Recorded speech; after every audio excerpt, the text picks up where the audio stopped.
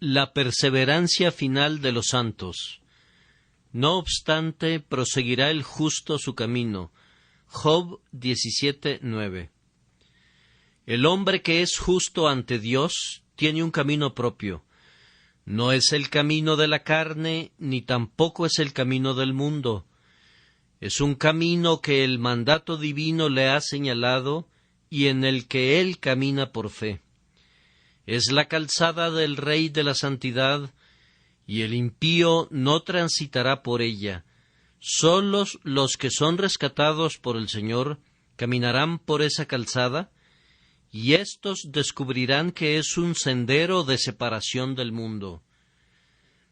Una vez que ha entrado en el camino de vida, el peregrino debe perseverar en él o perecer, pues así ha dicho el Señor: y si retrocediere, no agradará a mi alma. La perseverancia en el camino de fe y santidad es una necesidad del cristiano, pues solamente el que persevere hasta el fin será salvo. Sería en vano que brotara rápidamente como la semilla que es sembrada sobre la roca, para luego secarse rápidamente cuando el sol está en lo alto. Eso solamente demostraría que una planta así no tiene raíces, pero se llenan de savia los árboles de Jehová, y permanecen y continúan y dan fruto aun en su ancianidad, para demostrar que el Señor es recto. Hay una gran diferencia entre el cristianismo nominal y el cristianismo real, y esto generalmente se puede comprobar en el fracaso de uno y en la perseverancia del otro.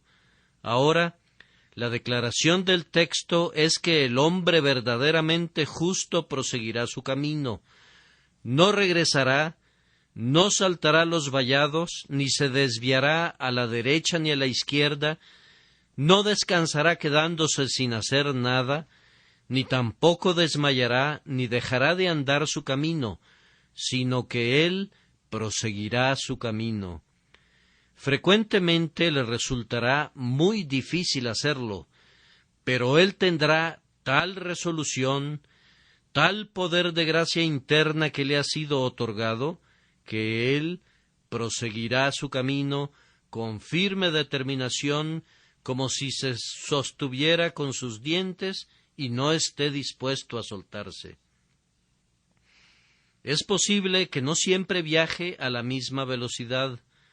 No se dice que mantendrá su paso, sino que él proseguirá su camino. Hay momentos en los que corremos sin cansarnos, pero a menudo simplemente caminamos y estamos muy agradecidos porque no desmayamos. Y hay períodos cuando estamos contentos con gatear como un bebé y arrastrarnos hacia arriba con dolor, pero aun así demostramos que proseguirá el justo su camino. Bajo toda clase de dificultades, el rostro del hombre a quien Dios ha justificado está firmemente orientado hacia Jerusalén, y él no se desviará hasta que sus ojos hayan visto al Rey en su hermosura. Esta es una gran maravilla. Es algo maravilloso simplemente que un hombre sea cristiano, y una maravilla aún mayor que continúe siéndolo. Consideren la debilidad de la carne, la fuerza de la corrupción interna, la furia de la tentación satánica, las seducciones de las riquezas y el orgullo de la vida, el mundo y sus caminos. Todas estas cosas están en contra nuestra, y sin embargo, he aquí, es más grande quien está a favor nuestro que todos los que están en contra, y desafiando al pecado, y a Satanás, y a la muerte, y al infierno, el justo prosigue su camino.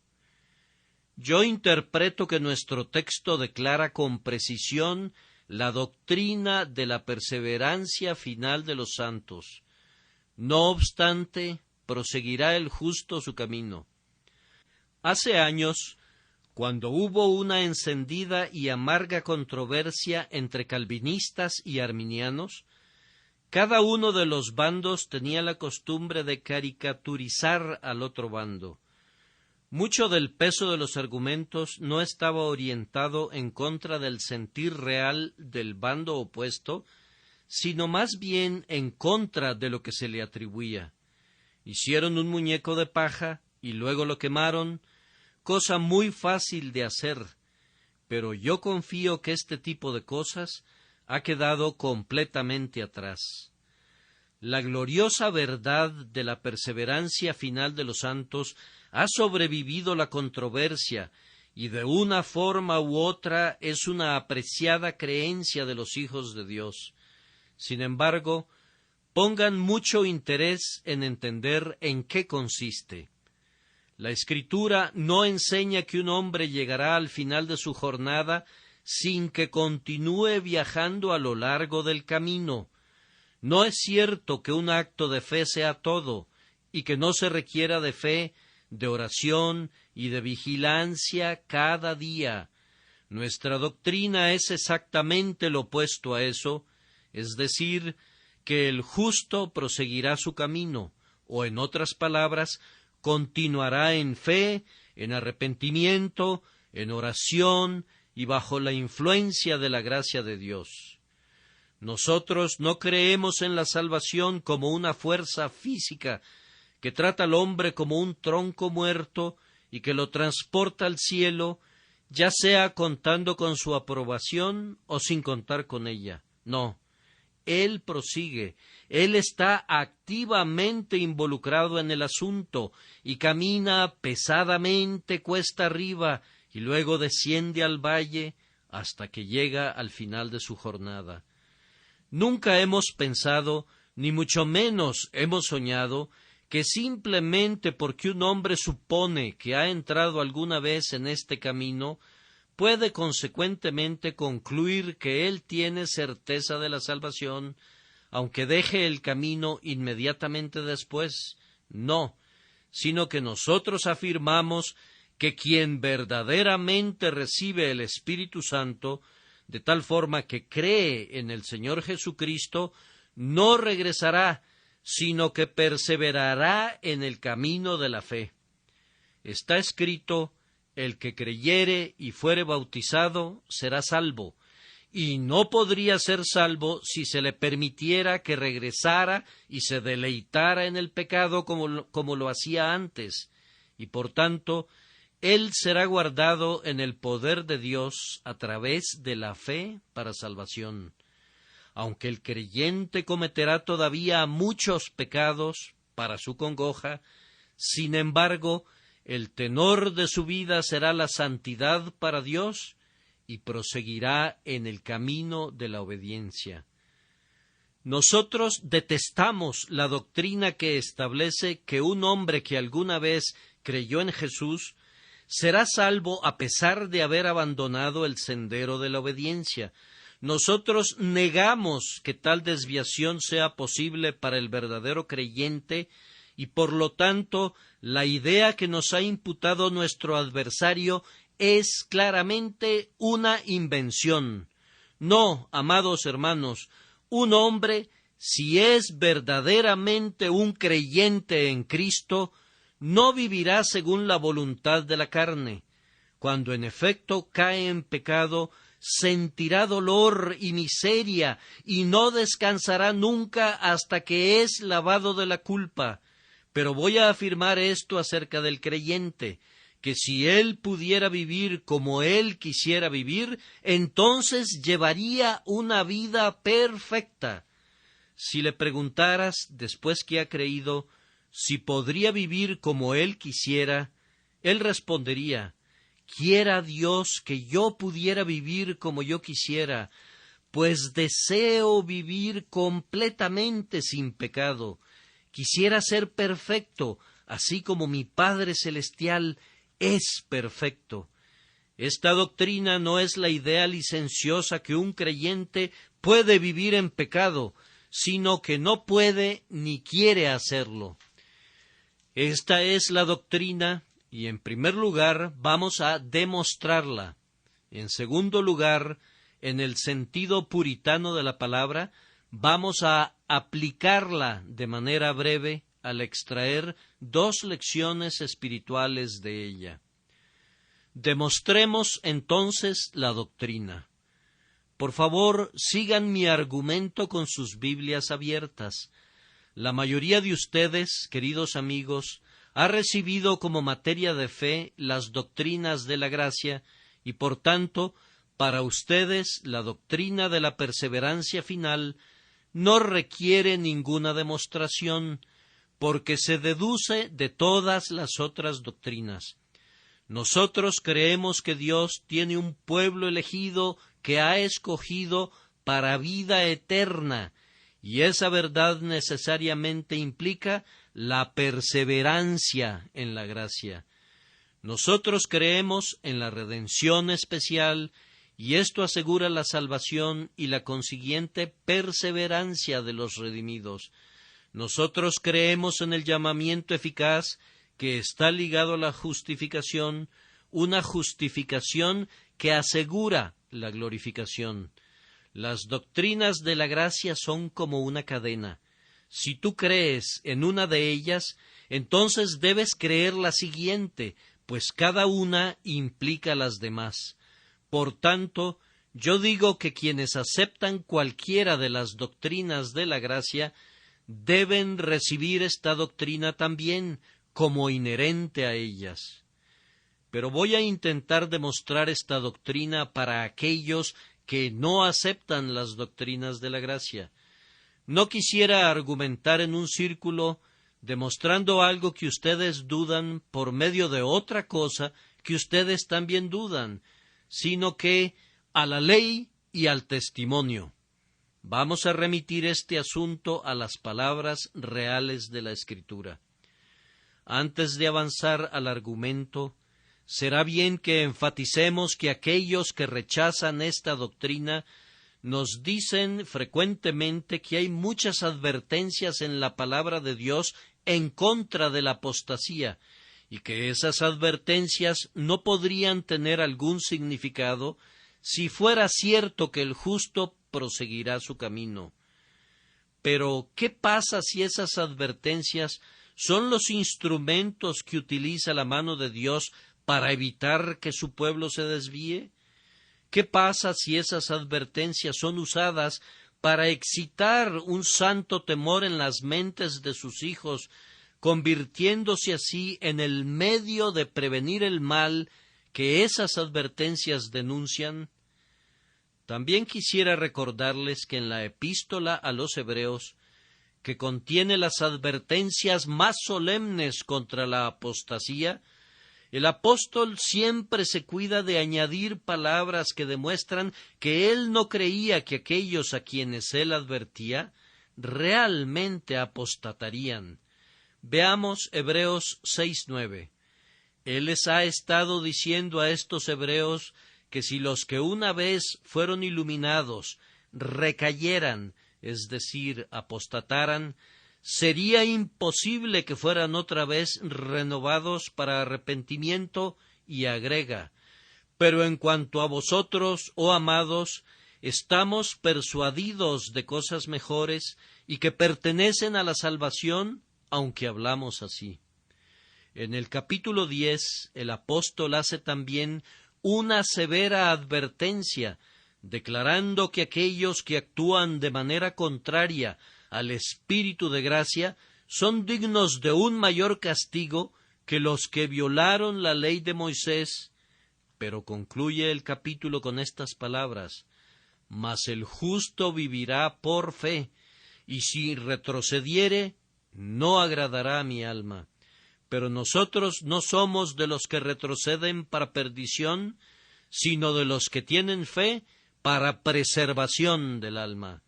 De esta manera el apóstol muestra cuáles serían las consecuencias de la apostasía, pero él está convencido que ellos no elegirán incurrir en tan terrible condenación.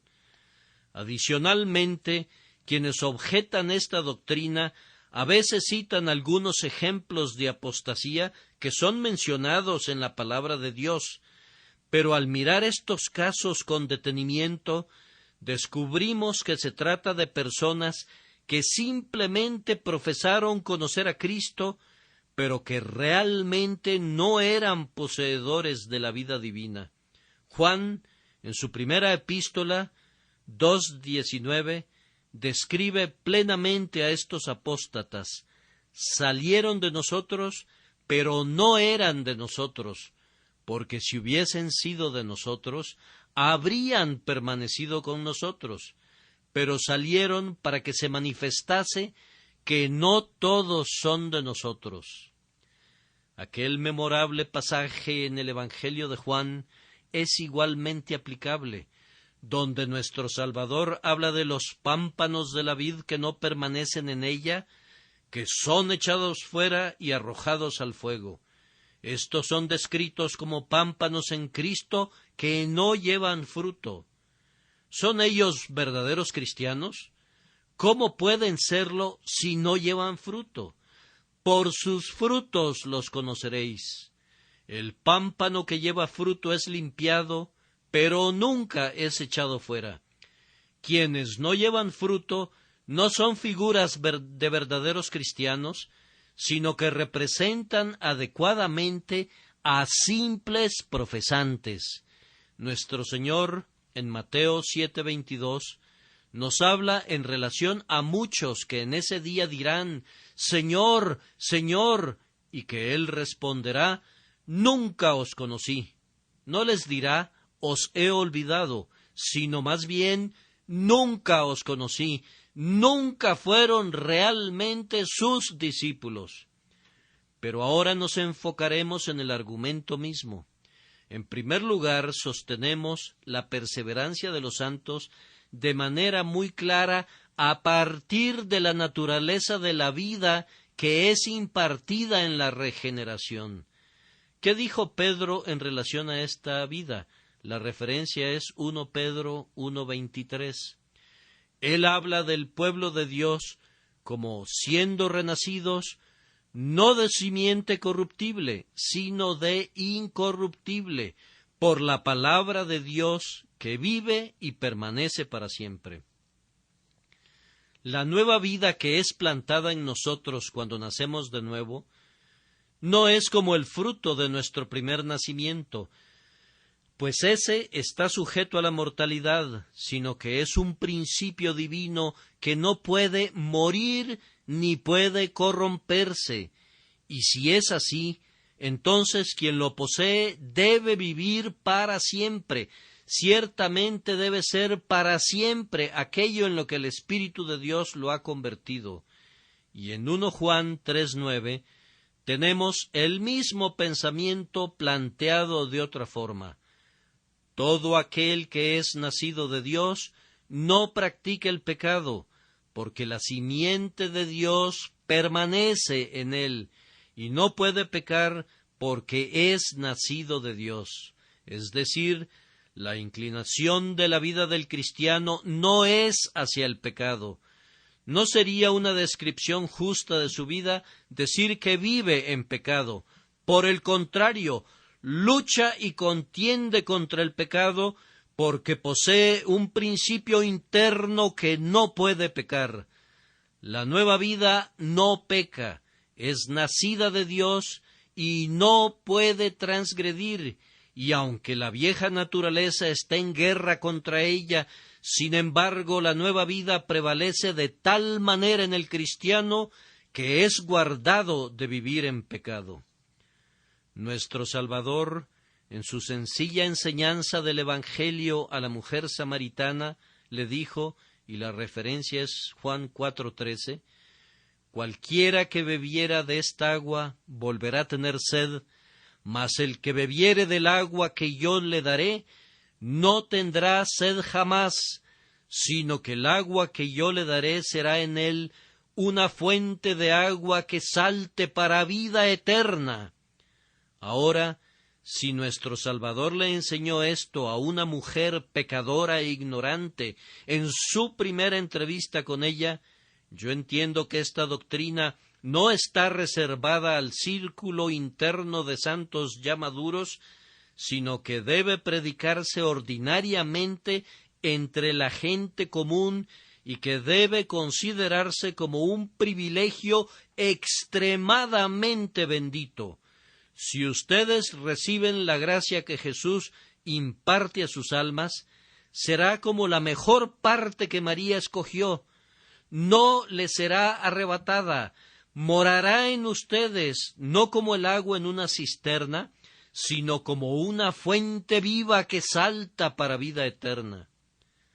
Todos nosotros sabemos que la vida que es dada en el nuevo nacimiento está íntimamente conectada con la fe. Ahora, la fe es en sí misma un principio conquistador.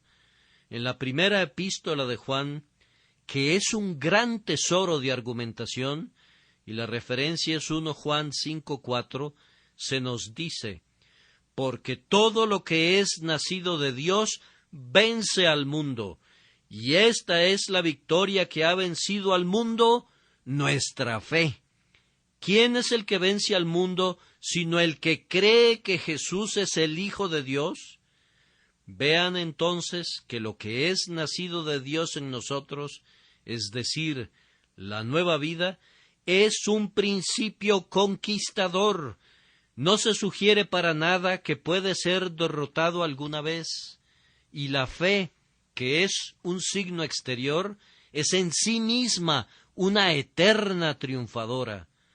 Por lo tanto, necesariamente, porque Dios ha implantado una vida tan maravillosa en nosotros, sacándonos de las tinieblas y llevándonos a su luz admirable, porque nos ha engendrado nuevamente a una esperanza viva por la resurrección de Jesucristo de los muertos, porque el eterno y siempre bendito Espíritu ha venido para habitar en nosotros, nosotros concluimos que la vida divina en nosotros nunca morirá.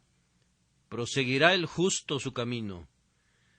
El segundo argumento para el cual solicito la atención de ustedes se deduce de las declaraciones expresas del propio Señor.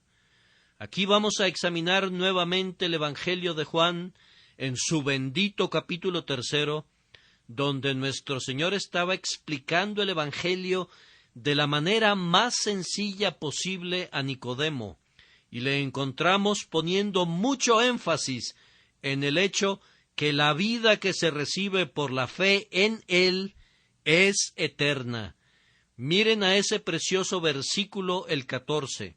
Y como Moisés levantó la serpiente en el desierto, así es necesario que el Hijo del Hombre sea levantado, para que todo aquel que en él cree no se pierda, mas tenga vida eterna.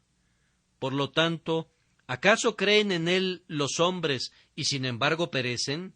¿Acaso creen en él y reciben una vida espiritual que llega a un final? No puede ser, pues porque de tal manera amó Dios al mundo, que ha dado a su Hijo unigénito, para que todo aquel que en él cree no se pierda, pero él se perdería si no perseverara hasta el fin, y por lo tanto debe perseverar hasta el fin. El creyente tiene vida eterna. ¿Cómo entonces puede morir y dejar de ser un creyente?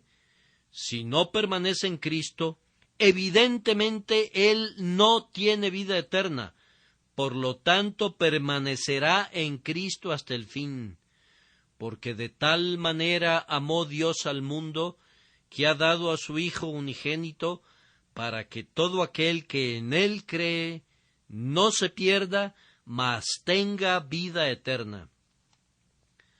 Algunos replican a esto que un hombre puede tener vida eterna y sin embargo perderla. A eso respondemos que las palabras no pueden significar eso. Tal afirmación es una contradicción clara. Si se pierde la vida, el hombre está muerto. Entonces, ¿cómo pudo tener vida eterna? Es claro que sólo tenía una vida que duró por un tiempo. Ciertamente no tenía vida eterna, pues si la hubiera tenido, habría vivido eternamente. El que cree en el Hijo tiene vida eterna. Referencia es Juan 3:36. Los santos en el cielo poseen vida eterna y nadie espera que mueran. Su vida es eterna, pero la vida eterna es vida eterna, ya sea que la persona que la posea habite en la tierra o en el cielo. No necesito leer todos los pasajes en los que se enseña la misma verdad, pero más adelante, en Juan 6:47, nuestro Señor le dijo a los judíos: de cierto os digo, el que cree en mí tiene vida eterna, no una vida temporal, sino vida eterna. Y en el versículo 51 dijo: yo soy el pan vivo que descendió del cielo. Si alguno comiere de este pan, vivirá para siempre. Y luego viene esa famosa declaración del Señor Jesucristo, que si no existiera ninguna otra, sería más que suficiente para demostrar nuestro punto. Juan 10:28. Y yo les doy vida eterna, y no perecerán jamás, ni nadie, la palabra hombre no está en el original, las arrebatará de mi mano. Mi Padre que me las dio es mayor que todos, y nadie las puede arrebatar de la mano de mi Padre. ¿Qué significado tiene sino este? Que Él ha agarrado a su pueblo, y que tiene la intención de sostenerlo muy seguramente en su poderosa mano. ¿Dónde está el poder que puede alcanzarnos allí? ¿O quién podrá arrebatarnos de su mano? Por encima de la mano de Jesús que fue perforada, viene la mano del Padre Omnipotente como una especie de segundo agarre. Mi Padre que me las dio es mayor que todos, y nadie las puede arrebatar de la mano de mi Padre. Esto debe mostrar con toda seguridad que los santos están seguros de cualquier cosa y de todo lo que pudiera destruirlos, y por consiguiente están protegidos de la apostasía total. Otro pasaje afirma también lo mismo, y es Mateo 24:24, donde el Señor Jesús ha estado hablando de los falsos profetas que van a engañar a muchos, porque se levantarán falsos cristos y falsos profetas, y harán grandes señales y prodigios, de tal manera que engañarán, si fuere posible, aun a los escogidos. Y esto demuestra que es imposible que los escogidos sean engañados por ellos. De las ovejas de Cristo se dice: mas al extraño no seguirán, sino huirán de él, porque no conocen la voz de los extraños, sino que por instinto divino ellos conocen la voz del buen pastor y lo siguen. De esta manera, nuestro Salvador ha declarado, tan sencillamente como las palabras pueden expresarlo, que aquellas personas que son su pueblo poseen la vida eterna en ellos y no perecerán, sino que entrarán en la felicidad eterna. Proseguirá el justo su camino. Un argumento muy bendito para la seguridad del creyente se encuentra en la intercesión de nuestro Señor. No necesitan buscar la referencia bíblica, pues ustedes la conocen muy bien, que muestra la conexión entre la intercesión viva de Cristo y la perseverancia de su pueblo, por lo cual puede también salvar perpetuamente a los que por él se acercan a Dios, viviendo siempre para interceder por ellos. Hebreos 7:25. Nuestro Señor Jesús no está muerto, Él ha resucitado, se ha elevado a la gloria y ahora intercede sobre la base del mérito de su obra perfecta ante el eterno trono, y conforme intercede allí por todo su pueblo, cuyos nombres están escritos en su corazón, como los nombres de Israel estaban escritos en el pectoral del sumo sacerdote, su intercesión salva a su pueblo hasta lo sumo. Si quisieran un ejemplo de esto, deben ver el caso de Pedro que está registrado en Lucas 22:31, donde nuestro Señor dice: Simón, Simón, he aquí Satanás os ha pedido para zarandearos como a trigo, pero yo he rogado por ti que tu fe no falte, y tú, una vez vuelto, confirma a tus hermanos.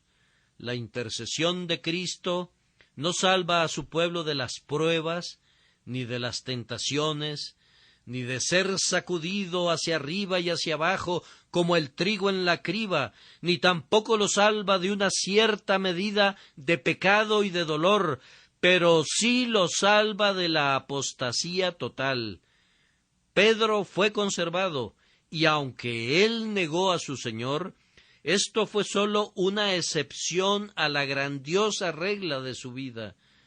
Por gracia prosiguió su camino, porque no sólo en ese momento, sino muchas otras veces, aunque pecó, tenía un abogado ante el Padre, Jesucristo el justo.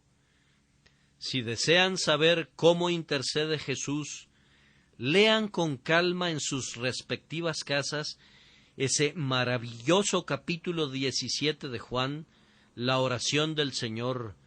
¿Qué oración es esa? Cuando estaba con ellos en el mundo, yo los guardaba en tu nombre. A los que me diste, yo los guardé, y ninguno de ellos se perdió, sino el hijo de perdición, para que la Escritura se cumpliese. Judas se perdió, pero Judas fue dado a Cristo como un apóstol y no como una de sus ovejas. Él tenía una fe temporal y mantuvo una profesión temporal, pero nunca tuvo vida eterna, pues de lo contrario hubiera vivido. Esos gemidos y esos clamores del Salvador que acompañaron sus súplicas en Getsemaní fueron escuchados en el cielo y fueron respondidos: Padre Santo, a los que me has dado, guárdalos en tu nombre. El Señor los guarda por medio de su palabra y su Espíritu, y los guardará. Si la oración de Cristo en Getsemaní fue respondida, con cuánta más razón es escuchada la que se eleva ahora desde el propio trono eterno.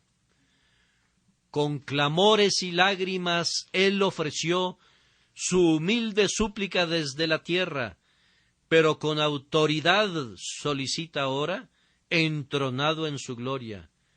Para quienes vienen a Dios por Él, salvación Él demanda, señala sus nombres grabados en su pecho y extiende sus manos traspasadas.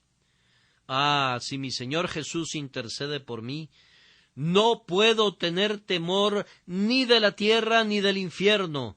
Esa voz que vive y que intercede tiene poder para guardar a los santos, y también lo tiene en el propio Señor viviente, pues ha dicho: porque yo vivo, vosotros también viviréis. Juan 14:19. Ahora tenemos un cuarto argumento. Acumulamos una segura confianza en la perseverancia de los santos por el carácter y la obra de Cristo. Voy a ser muy breve en esto, pues confío que ustedes conocen tan bien a mi Señor que no necesita ninguna palabra de recomendación de parte mía para ustedes.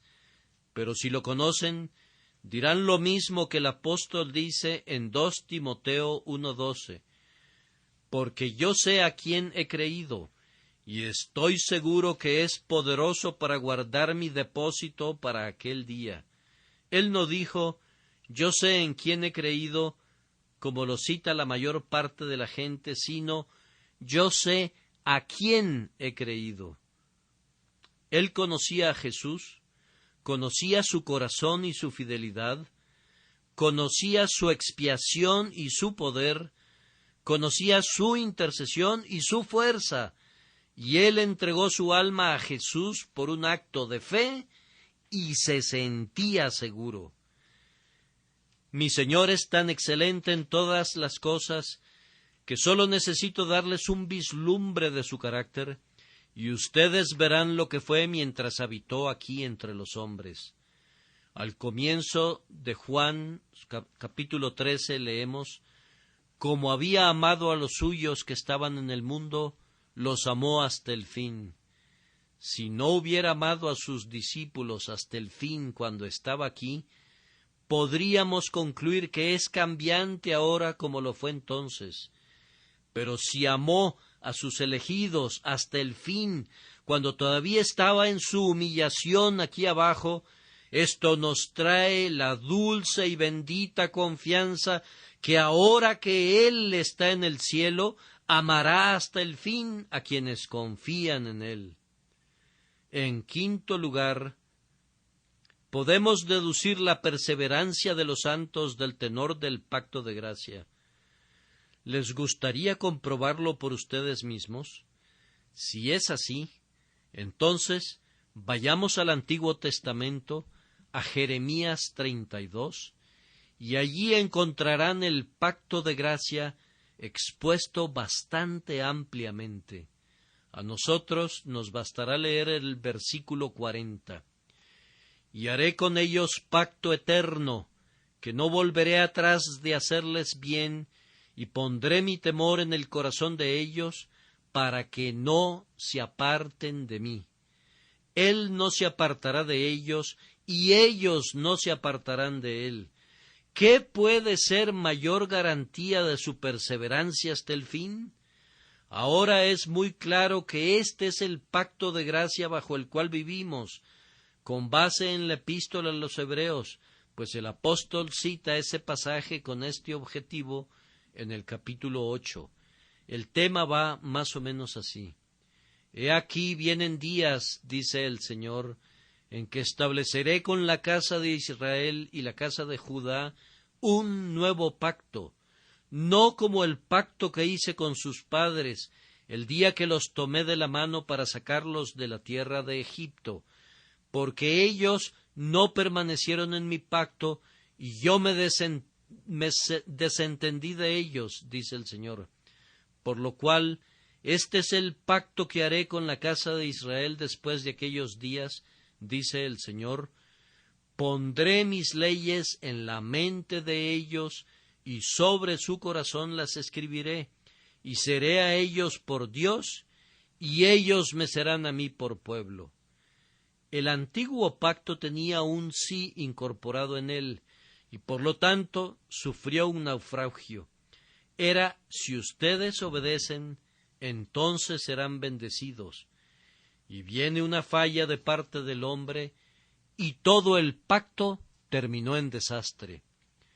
Era el pacto de obras, y bajo ese pacto estábamos en servidumbre hasta que fuimos liberados de él e introducidos al pacto de la gracia, que no tiene ningún sí incorporado, sino que manifiesta claramente el peso de la promesa. Es: yo haré y ustedes harán en todo momento. Seré a ellos por Dios, y ellos me serán a mí por pueblo. Gloria sea dada a Dios, porque este pacto no dejará de tener vigencia, pues vean cómo el Señor declara su carácter durable en el libro de Isaías 54:10. Porque los montes se moverán y los collados temblarán, pero no se apartará de ti mi misericordia, ni el pacto de mi paz se quebrantará, dijo Jehová, el que tiene misericordia de ti. Y nuevamente en Isaías 55:3, y haré con vosotros pacto eterno, las misericordias firmes de David. La idea de apartarse totalmente de la gracia es una reliquia del viejo espíritu legal, es una separación de la gracia para caer nuevamente bajo la ley. Y yo les exhorto a ustedes que alguna vez han sido esclavos emancipados y han logrado que las cadenas de la servidumbre legal hayan sido soltadas de sus manos, nunca consientan llevar esas ataduras de nuevo. Cristo los ha salvado si en verdad ustedes creen en Él, y no los ha salvado por una semana, o por un mes, o un trimestre, o un año, o 20 años, sino que Él les ha dado vida eterna, y nunca perecerán, y nadie los arrebatará de su mano. Gócense en este bendito pacto de gracia. El sexto argumento, que es muy poderoso, se deduce de la fidelidad de Dios. Miren en Romanos 11:29. ¿Qué dijo el apóstol allí, hablando por el Espíritu Santo? Porque irrevocables son los dones y el llamamiento de Dios, que quiere decir que Él no da vida ni perdona a un hombre y lo llama por gracia, y luego se arrepiente de lo que ha hecho y retira las buenas cosas que ha otorgado. Dios no es hombre para que mienta, ni hijo de hombre para que se arrepienta.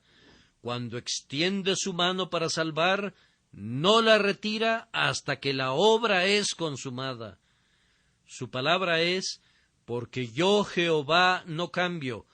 Por esto, hijos de Jacob, no habéis sido consumidos. Malaquías 3:6. Además, el que es la gloria de Israel no mentirá, ni se arrepentirá. 1 de Samuel 15:29. El apóstol quiere que afirmemos nuestra confianza en la perseverancia sobre la confirmación que la fidelidad divina ciertamente nos la va a dar. Él dice en 1 Corintios 1:8, el cual también os confirmará hasta el fin, para que seáis irreprensibles en el día de nuestro Señor Jesucristo. Fiel es Dios, por el cual fuisteis llamados a la comunión con su Hijo Jesucristo, nuestro Señor. Y nuevamente dice algo parecido en 1 Tesalonicenses 5:24, fiel es el que os llama, el cual también lo hará. Desde tiempos antiguos era la voluntad de Dios salvar al pueblo que Él dio a Jesús, y de esto no se ha arrepentido, pues nuestro Señor dijo en Juan 6:39, y esta es la voluntad del Padre, el que me envió, que de todo lo que me diere no pierda yo nada, sino que lo resucite en el día postrero. De esta manera se desprende de estos pasajes, y hay todavía muchos más, que la fidelidad de Dios asegura la preservación de su pueblo, y proseguirá el justo su camino. El séptimo y último argumento lo sacaremos de lo que ya ha sido hecho en nosotros. No haré más que citar las Escrituras y dejar que penetren en sus mentes. Un bendito pasaje es el de Jeremías 31:3. Jehová se manifestó a mí hace ya mucho tiempo, diciendo, con amor eterno te he amado, por tanto te prolongué mi misericordia. Si no hubiera querido que su amor fuera eterno, no nos habría prolongado su misericordia, pero debido a que ese amor es eterno, por tanto, nos ha prolongado su misericordia.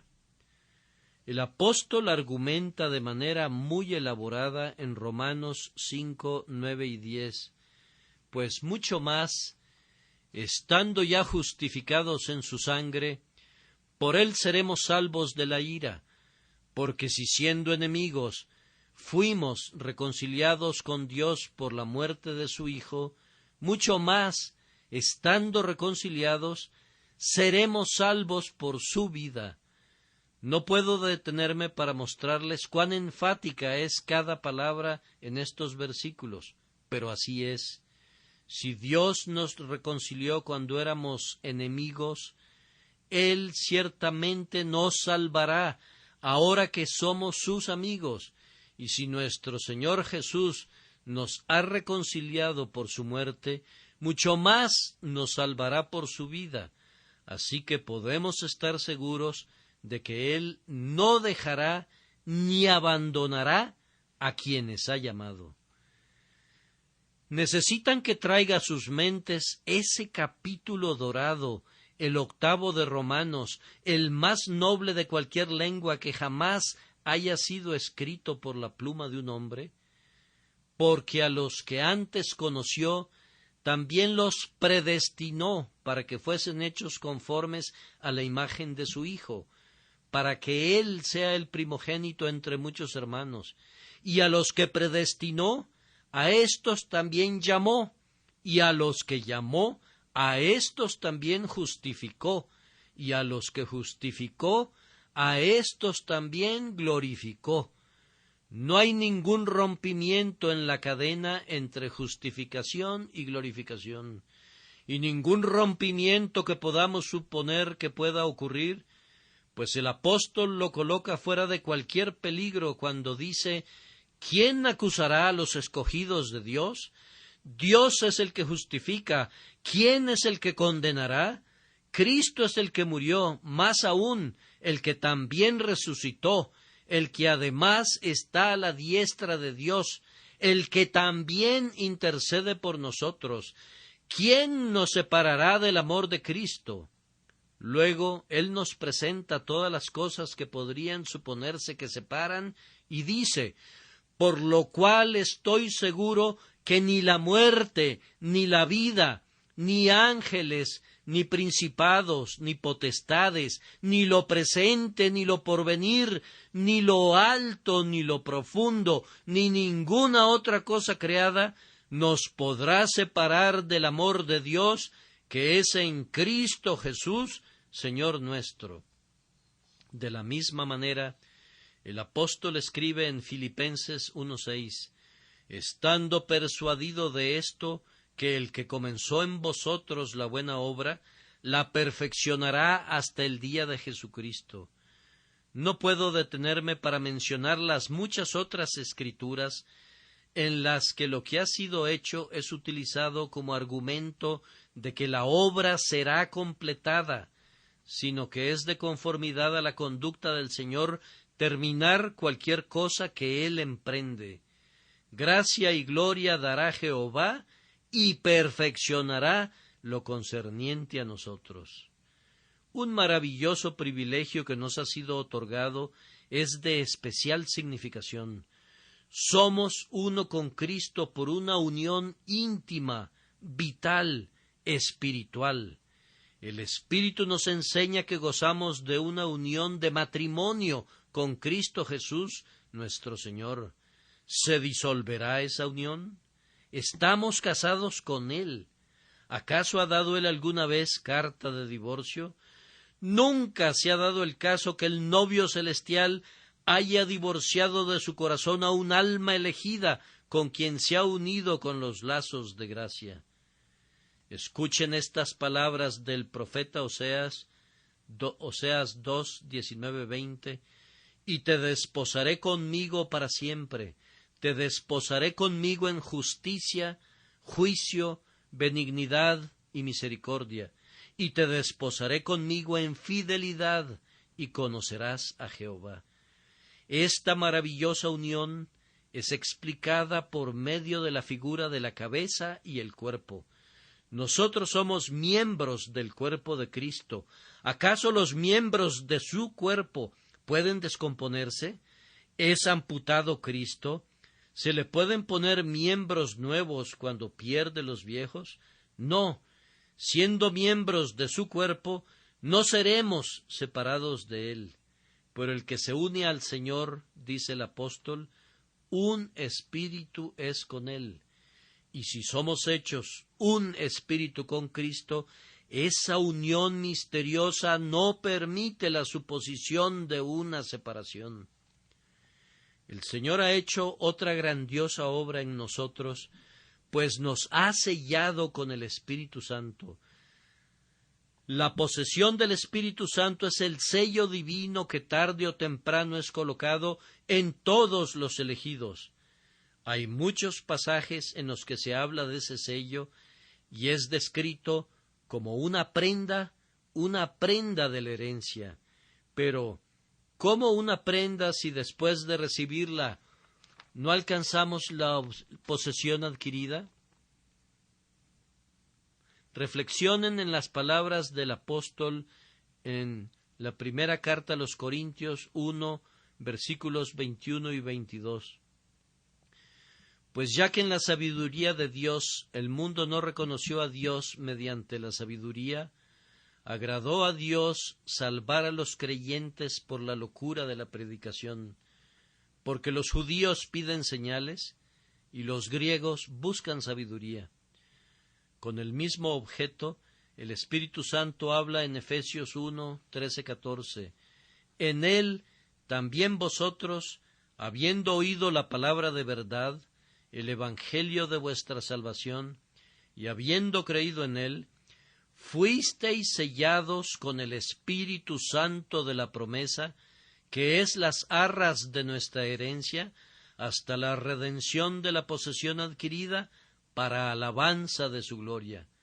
Amados hermanos, tenemos la certeza que si el Espíritu Santo habita en nosotros, Él que levantó a Jesucristo de los muertos, guardará nuestras almas y dará vida a nuestros cuerpos mortales y nos presentará perfectos ante la gloria de su rostro en el último día. Por tanto, hacemos un resumen de nuestro argumento con la expresión confiada del apóstol cuando dijo en 2 Timoteo 4:18, y el Señor me librará de toda obra mala y me preservará para su reino celestial. A Él sea gloria por los siglos de los siglos. Amén. Ahora, ¿cómo aplicaremos prácticamente esta doctrina? La primera aplicación es para animar al hombre que va camino al cielo. Proseguirá el justo su camino.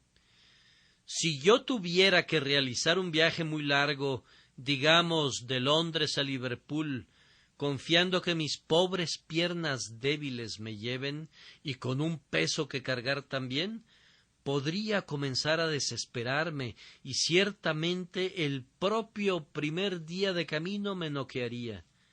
Pero si yo tuviera una seguridad divina que me afirma categóricamente, tú proseguirás tu camino y llegarás a tu destino, yo siento que cobraría ánimos para alcanzar la tarea. Difícilmente alguien se lanzaría a una jornada difícil si no creyera que puede terminarla, pero la dulce seguridad de que alcanzaremos nuestro hogar nos lleva a cobrar ánimos. El tiempo es lluvioso, húmedo, muy ventoso, pero debemos proseguir, pues el fin está garantizado. El camino es muy difícil y corre por colinas y valles. Respiramos agitadamente y nuestras piernas nos duelen, pero como vamos a llegar al fin de nuestro camino, proseguimos a la meta. Estamos a punto de arrastrarnos a cualquier casa y acostarnos para morir de cansancio diciendo nunca voy a completar mi tarea, pero la confianza que hemos recibido nos pone de pie nuevamente y proseguimos. Para el hombre de corazón recto, la garantía de éxito es el mejor estímulo para trabajar. Si así es, que voy a vencer al mundo, que voy a conquistar al pecado, que no voy a ser un apóstata, que no voy a abandonar mi fe, que no voy a arrojar mi escudo, que voy a llegar a casa siendo un conquistador, entonces voy a actuar como un hombre y voy a luchar como un héroe. Esta es la razón por la que las tropas británicas han ganado la batalla a menudo, porque los jóvenes que tocan los tambores no saben cómo llamar a retirada y las tropas no creen en la posibilidad de la derrota. Muchas veces fueron derrotados por los franceses, eso dicen los franceses, Pero ellos no querían creerlo y por lo tanto no huían. Ellos sentían que ganaban y por tanto permanecían como rocas sólidas en medio de la terrible artillería del enemigo hasta que se declaraba la victoria a su favor. Hermanos, nosotros haremos lo mismo si nos damos cuenta que somos preservados en Cristo Jesús, guardados por el poder de Dios por medio de la fe para salvación. Cada creyente verdadero será un conquistador, y esta es la razón para pelear una buena guerra. Está preparada para nosotros una corona de vida en el cielo que no perderá su color. La corona está preparada para nosotros y no para quienes vienen de manera imprevista. La corona reservada para mí es tal que nadie más puede usarla. Y si es así, entonces voy a combatir y voy a esforzarme hasta el fin, hasta que el último enemigo sea vencido y la muerte misma esté muerta. Otra aplicación es esta. ¿Qué estímulo es este para los pecadores que desean la salvación? Debe guiarlos a venir y recibir esto con un deleite agradecido. Quienes niegan esta doctrina ofrecen a los pecadores una pobre salvación devaluada, que no vale la pena, y no es sorprendente que los pecadores no se queden con ella. Así como el Papa dio Inglaterra al rey de España, si hubiera podido obtener ese país, así ellos ofrecen la salvación de Cristo si un hombre puede merecerla por medio de su propia fidelidad. De conformidad con algunas personas, la vida eterna es dada a ustedes, pero puede ser que no sea eterna. Puedes perderla, puede durar solo un poco de tiempo. Cuando yo no era más que un niño, me preocupaba porque veía algunos de mis jóvenes compañeros que eran un poco mayores que yo, cuando se convertían en aprendices y llegaban a Londres, que se convertían en personas viciosas. He escuchado los lamentos de sus madres y he visto sus lágrimas por sus hijos. He escuchado a sus padres que expresaban su amarga pena por esos muchachos a quienes yo había conocido en mi clase, como muy buenas personas, como yo no hubiera podido serlo jamás. Y me inquietaba con horror la idea de que yo tal vez podría pecar como ellos. Ellos no guardaban el día del Señor.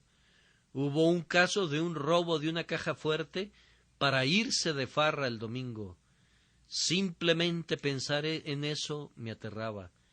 Yo anhelaba mantener un carácter sin mancha, y cuando escuché que si yo entregaba mi corazón a Cristo, Él me guardaría, eso fue precisamente lo que me conquistó.